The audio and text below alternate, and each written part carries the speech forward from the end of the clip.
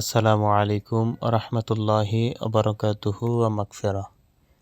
সুপ্রিয় ইমানদার মুমিন মুসলমান ভাই ও বোনেরা, আশা করি সকলেই আল্লাহর অশেষ রহমতে অনেক অনেক ভালো আছেন, সুস্থ আছেন।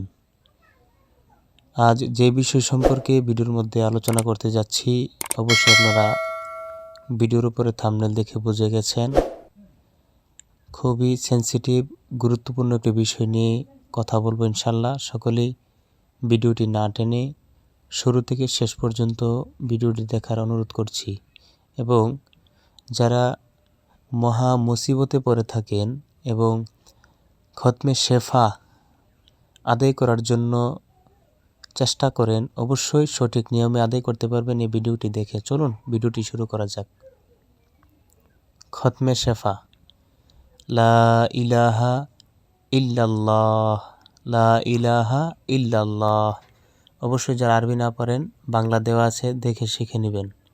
অর্থ হচ্ছে আল্লাহ ভিন্ন দ্বিতীয় কোনো উপাস্য নেই। এই কালেমা 1,25,000 বার পড়তে হয়। যদি খতম করার ইচ্ছা থাকে, লা ইলাহা ইল্লাল্লাহ 1,25,000 বার পড়তে হবে। এই খতমের ফজিলত, এই খতমের উসিলায় নানা প্রকার রোগ বালা মুসিবত থেকে মুক্তি পাওয়া যায়। কারো কোনো দুঃখ কষ্ট উপস্থিত হলে কিংবা মুর্দার জন্য সোয়াব রেসানি করতে হলে এ খতম পাঠের পর গভীরভাবে মোনাজাত করলে নিশ্চয়ই আল্লাহ পাক মুক্তি দান করেন। সুবহানাল্লাহ, নিশ্চয়ই আল্লাহ পাক মুক্তি দান করেন। খালিস নিয়তে, সঠিক নিয়তে যে ব্যক্তি পাঠ করবে, অবশ্যই আল্লাহ পাক রব্বুল আলামিন তাকে মুক্ত করবেন। এই খতমের আরও একটি ফজিলত, এই কালেমার আরও আশ্চর্য গুণ হলো যে কোনো কঠিন বিমারির পার্শ্বে বসে যেন বিমারি শুনতে পায়।